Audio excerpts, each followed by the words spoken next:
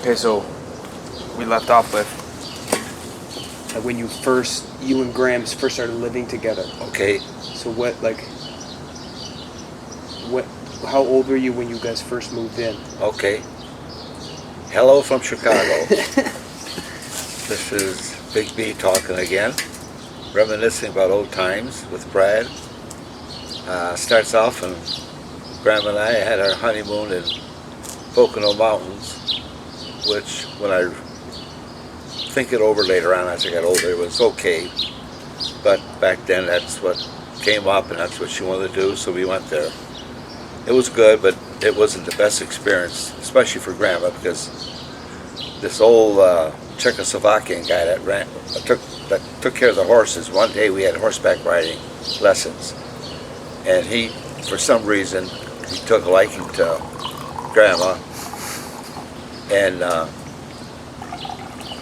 he had his horse, and he was holding the reins of her horse.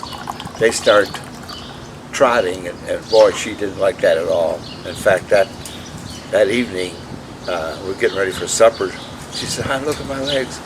Her thighs were bruised from rocking on that saddle. She wasn't happy at all. So go to the wedding. What was the wedding like when you Wedding? guys got? Yeah. Oh my God, that was an old Polish wedding. They don't have that in Poland anymore. To reminisce a bit, I finally at Christmas time met another Bernard Olander. Can you believe that? I was floored when my cousin Joanne Olander, that lives in Dallas, met at some kind of a garden party or flower party. Your and Grandma's wedding. Yeah, well, I'm going back to that. Okay. About the Olanders. But about the wedding, because this Bernie Olander was the same name as mine. He's 8 years younger. We're going to get together in Chicago next year because he's so damn busy, this guy, this other Bernie. He lives in Massachusetts.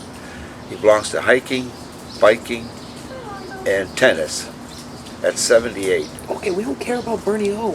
Anyway, he went to a Polish wedding, and when I talked to him about his Polish wedding 2 years ago, he said, "It's nothing like ours. Our wedding, we had polka music, we had oberek music, which is like a waltz music. In Polish, they call it oberek. But anyway, he was telling me they don't have polkas in Poland anymore at a wedding. And we had a traditional Polish wedding there. You and Grandma did? Yeah. Where was the wedding at? The wedding was, we got married at Mount Carmel in Wyandotte at a Catholic church where we went to school, her and I. And it was down at the VFW hall. No air conditioning back then. Hotter than hell, June 1st. And it must have had 200 people in that small hall. Naturally, Polish food, excellent. You know, gołąbki and pierogi and city chickens. The whole works from Polish. I was, like I say, I was almost 23 then. She was almost 20. From there, it was the first time we got together after the wedding. We were totally beat. We had an apartment in South Wyandotte. So how many people came to the wedding? 200. And back then, those people were all poor Polish. They could get nothing. I think the biggest gift I got from my mother and dad paid for all which is tradition back there in Polish. The groom's parents paid for all the booze. And the bride's father, basically family, the bride's mother and dad paid for all the flowers and the food, which was fantastic. Oh, I had to pay for the band. The band was like $90 for 3 Polish guys, played good Polish music. You remember that $90? Hell yeah, I paid it. When Grandma and I got married, we had $600 between us. Mostly because we both saved, and the wedding brought in, I don't know, maybe 300. It wasn't a lot from the wedding because those people, some gave $2, some gave 10, some gave 5. You know, you figure that was 1957 we got married, 6157. Anyway, from there we went to an apartment. We both passed out. We got up in the morning. We had to get to Were you guys partying? Were the people drinking? And they were drinking. Of course, being, my little wedding, I wasn't going to get bombed. They tried to get my stupid ass cousins trying to get me bombed, but I wouldn't fall for it. I said, no way, man. I'm not getting screwed up at my wedding. But, everybody was sweaty back then. It was hot, and there was no air conditioning back those days. And so from there, we went to the apartment. We got up in the morning. I think Pat made coffee, and we had some kind of a leftover wedding cake. And then we took off for Pennsylvania. So the house we were in was very nice. It was two-story. Like I told you, some of those remind me of Wyandotte. Mm-hmm. That's how it was. We had the whole upstairs with the condition that no babies. That old lady Pollock that rented us the No kids. house said, you're welcome to stay as long as you want. No babies. Like, wait. Well, guess what? A couple months after the honeymoon, we were in the apartment. Grandma was working at Neisner's as a beautician. I was in the Navy at that time. Stationed in Grosseal, Naval Air Station. Anyway, one morning she wakes up. She said, I don't feel good. I said, what's the matter? She said, I think I got the flu. So she calls in sick to Neisner's. What is Neisner's? It was a five and dime store. They sold everything. No food, but they sold everything cheap. There was two stores back then that are gone. There was Neisner's and Kresge's. Neisner's was a nicer store. Kresge's was like a little bit below, but both five and dime stores back then. That's what they were called.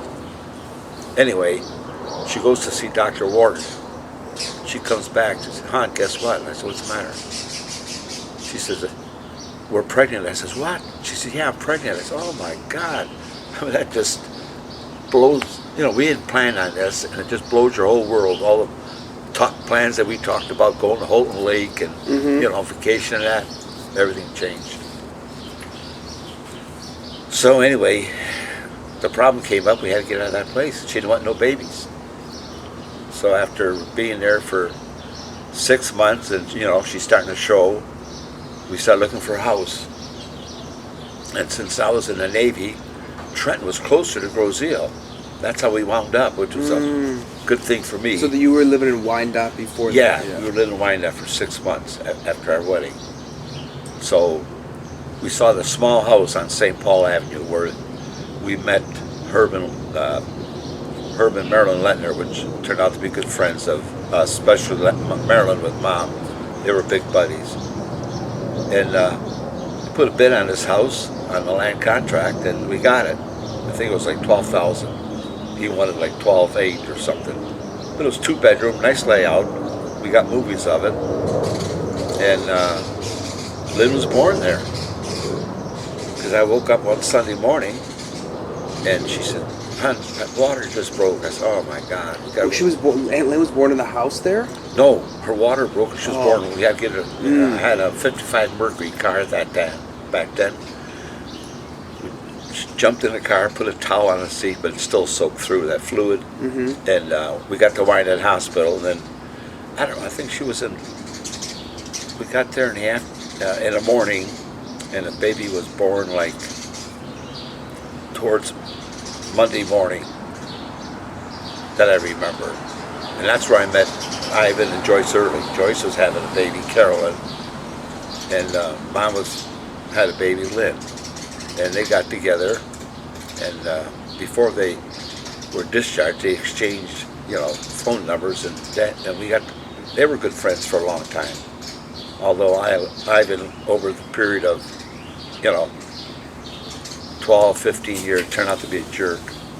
And when I say that, is we just started, as you know, I came out of the Navy.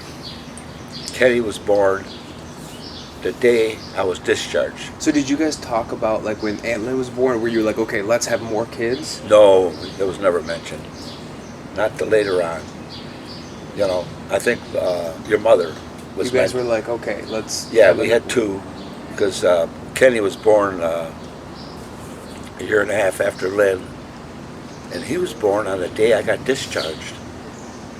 He was born 9/6/57. No, 59. Lynn was 58, 59 in September. And Kenny was born the day I got discharged. So the government paid all our expenses till midnight of that day. So it didn't cost me and Grandma nothing for the doctor or the delivery. Oh, the Navy paid for The Navy all paid of that for stuff. everything. Yep.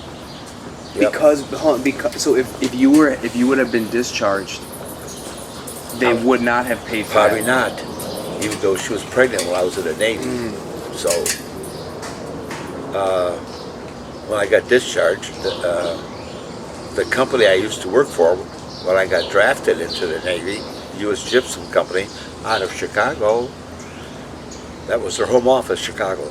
They made wallboard for all the new houses they were building back in the 50s, 60s.